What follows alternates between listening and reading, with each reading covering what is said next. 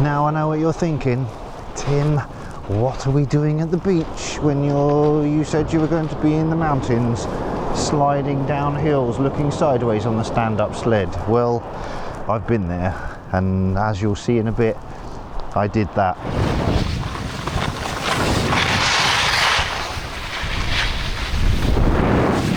But before we get there, this is part 2 of the Garmin Fenix 8, the 47mm with the AMOLED display.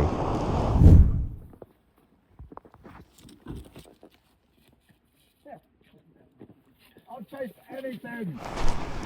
I'm intentionally walking with the sun behind me, which I know is a cinematographer.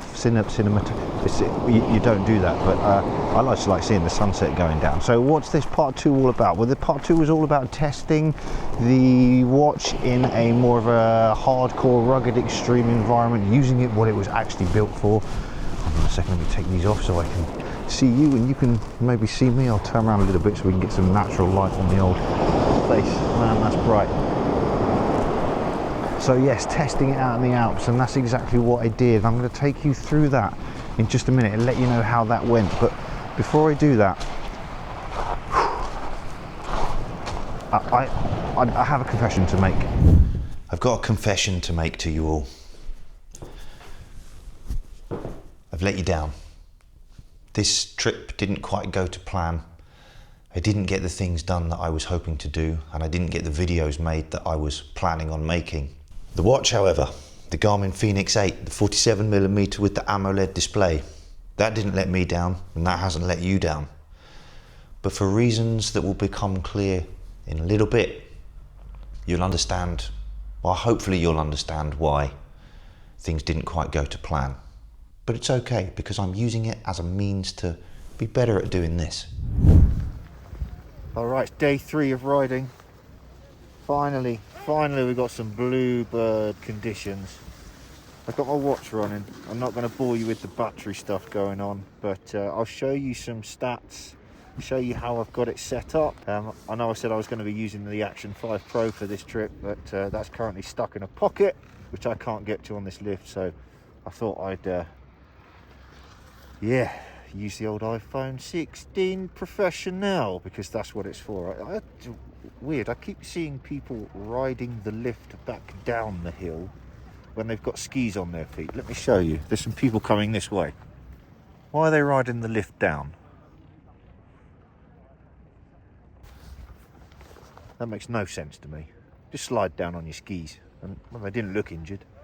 Anyway, things are going great. But I do just want to check in with you on something here. It's dawned on me that doing this YouTube thing, this is not my job. This is not what I do to earn a living. And as much as I'm trying to capture bits and pieces while I'm out here and doing all that kind of stuff, I've come to the conclusion that I'm here on holiday and I'm here to have fun. So getting stressed about videoing everything and all this kind of stuff and doing all the bits and pieces, do you know what? I'm here to enjoy myself. So I'm just gonna put the camera away a little bit, and I guess that's just me opening up a little bit. Like I said, this is not my job. I don't do this to pay the bills. I'm out here to have fun, and I do enjoy talking to you. I do. And putting this stuff together. There's loads of people coming down on the lift now. Look at this.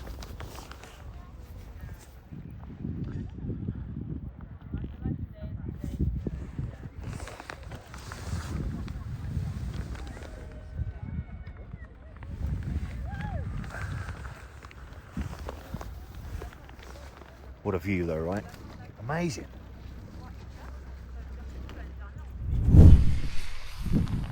Okay, oh man. It's day 2. This is a second day in resort in our friend's house, which is just behind me, behind that van. We've lucked out with the snow, but so far not lucking out with the visibility. You can see some trees, can't see the mountains very well. Snow is good, everything is good. Right, what's the plan for today? The plan is, this is Garmin Fenix 8 Day in the Life Part 2. I'm not going to do a full battery rundown and all that kind of stuff. I'm literally just going to capture stuff today about using it for sports and activity tracking and just letting you know how useful or easy it is. Currently 9:05 in the morning, 1100 meters above sea level, 1 degree. I will do a battery thing for you though. We're at 64% this morning. I'm going to run it all day. Yeah, the GPS will it be on all day? Yeah, GPS will be on all day. So tracking all day, and we'll see what's left at the end of it. Probably going to bounce in between me being out here in the freezing cold, because it is flipping cold today, and back home in the bat cave, just giving you some bits and pieces. So we're going to bounce around a little bit. Just stick with me on that. All right then, let's time to get suited up, get in the van, head to the lift.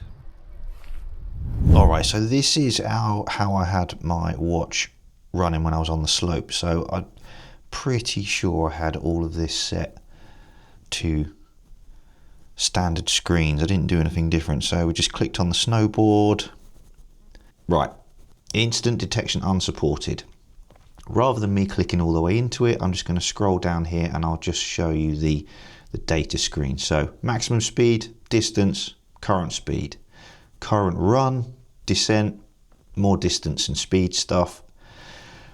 I don't really know what that circle is. I never actually looked at it, but again, this is just standard bits and pieces, so I haven't changed anything at all. Totals, total time, total distance, max elevation, average speed, max speed, that kind of stuff. And then of course, when you're in any of these screens and this is working, you can swipe left, you could choose activities, you could swipe right, bring up your music player so you can listen to your beats while you're slamming it down the slope. Let me start this off and I'll show you what I mean. So this is now currently recording.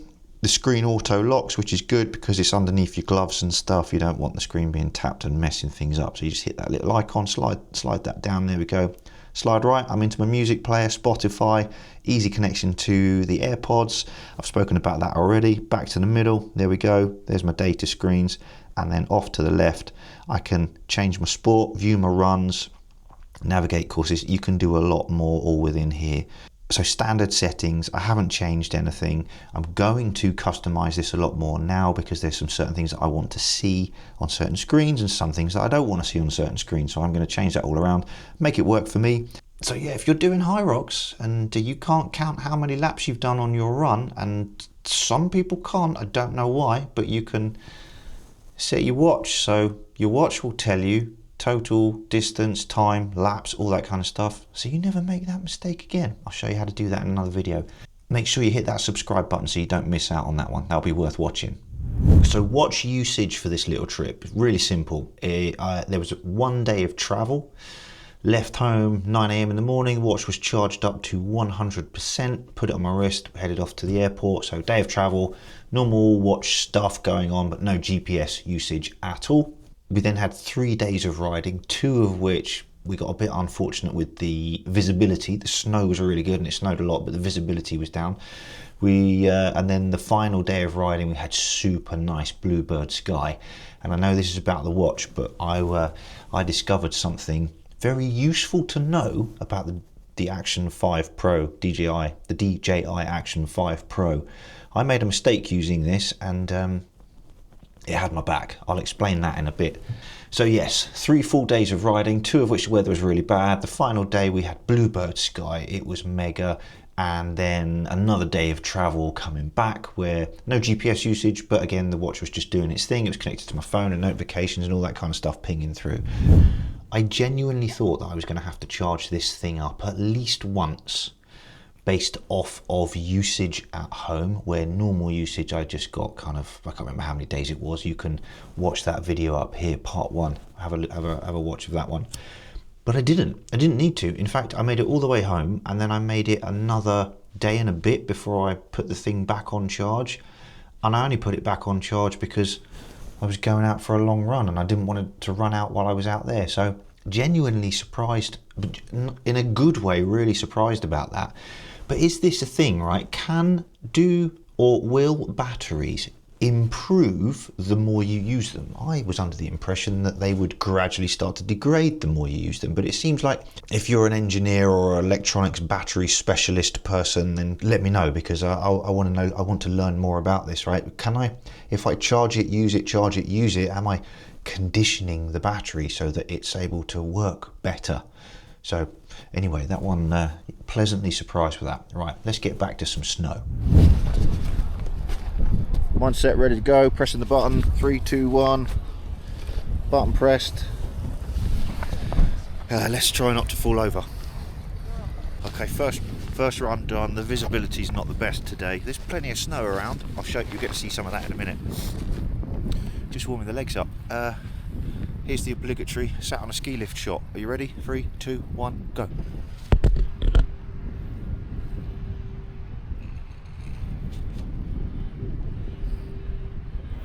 So we've come to the conclusion this morning.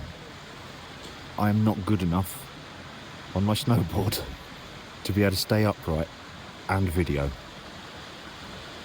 So I'm not going to try and stay upright and video. I shall give the camera to someone else who can stay upright and video.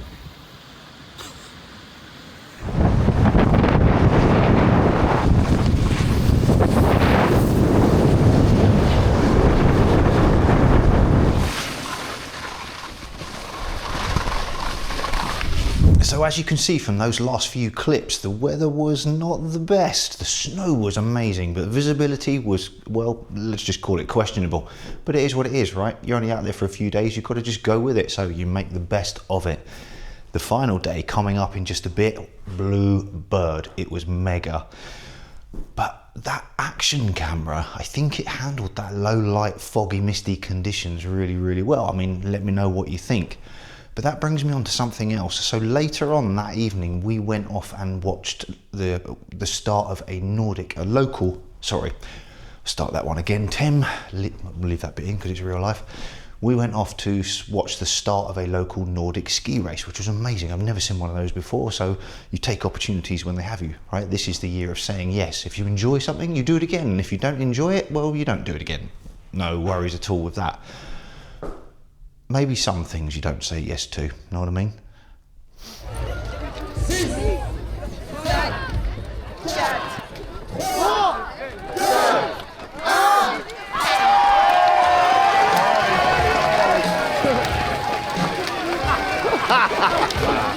Lost his ski already. Anyway, the beginning of this race, it was dark. We were on our way to the pub, but it was dark.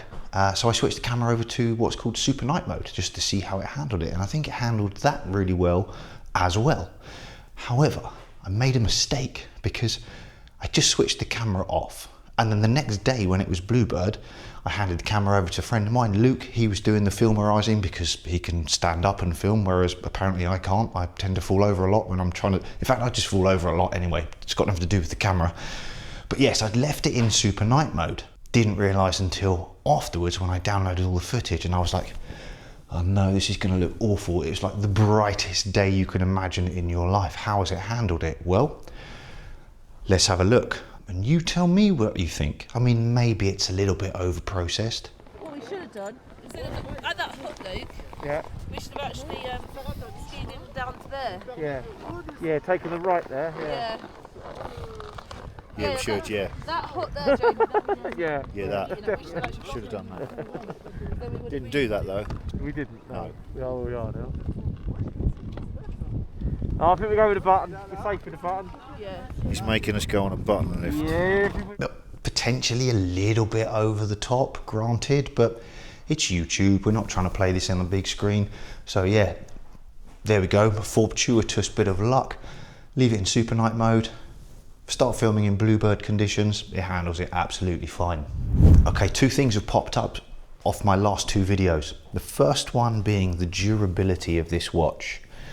Now, I work in a gym most of my time and I am constantly banging this thing, whether it's on the dumbbell rack, whether it's on the squat rack over here, or you name it, I bang it and catch it.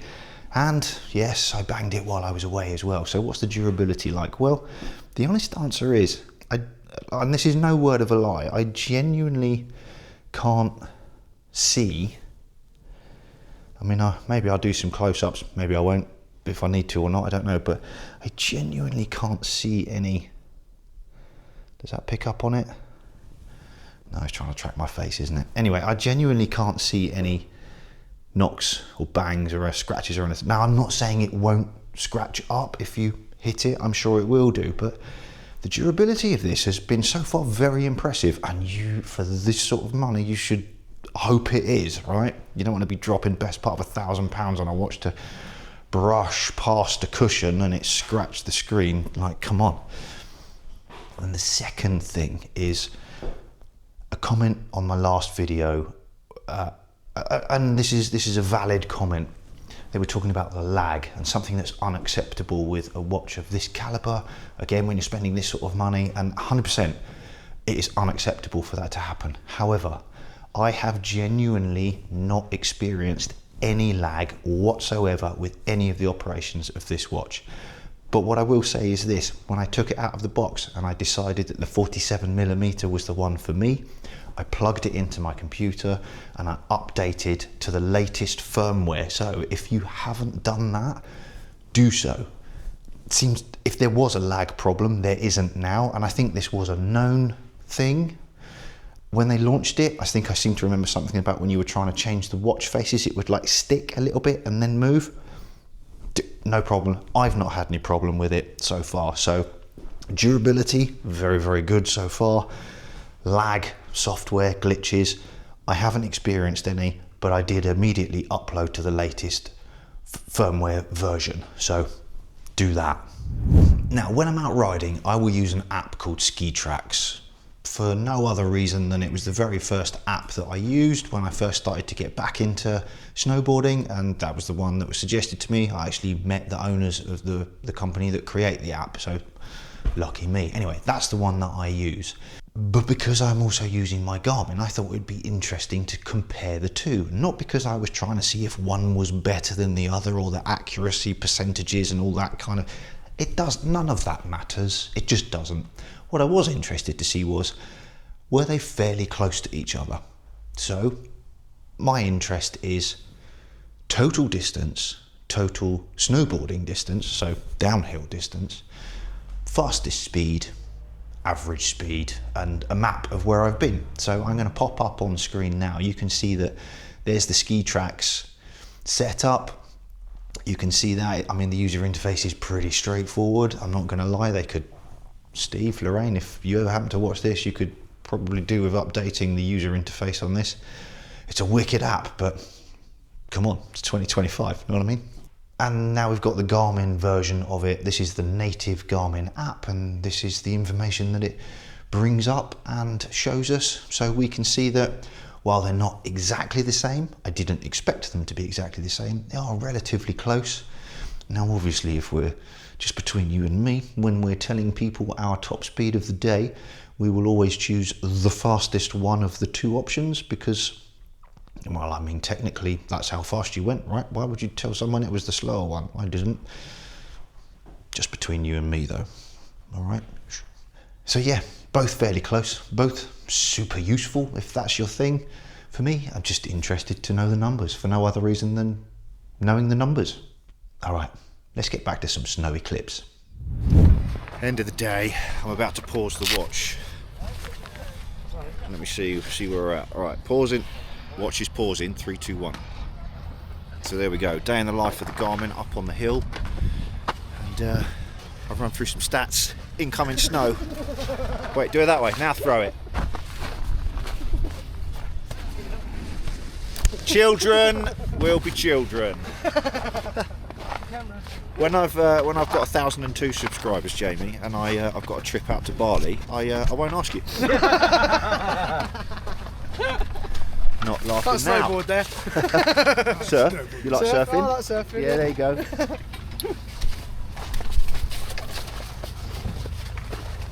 Sarah, why do you use TikTok? Because it's shorter to listen to you. Because of your attention span. Yes.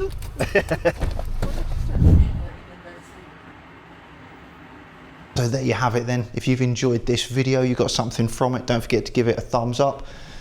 Press that subscribe button so you don't miss out on upcoming tech, travel, vloggy review, demo type things coming up. I've got another one on the DJI Action 5. I'm going to be talking about how to get the best cinematic footage you can for the least amount of hassle, and potentially using that auto, going full auto on there as well. All right, as ever, thanks for watching. I'll see you in the next one.